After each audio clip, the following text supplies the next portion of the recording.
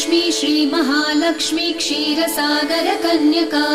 उत्तिष्ठ हरिसम्प्रीते भक्तानां भाग्यदायिनी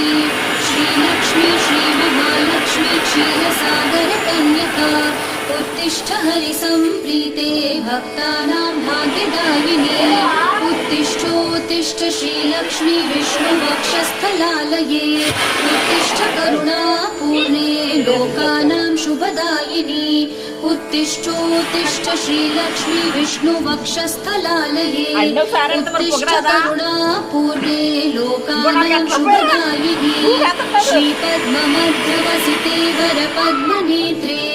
श्रीपद्महस्तचिरपूजित पद्मपादे श्रीपद्मजात जननी शुभपद्मवक्त्रे श्रीलक्ष्मी भक्तवरदे तव सुप्रभातम्।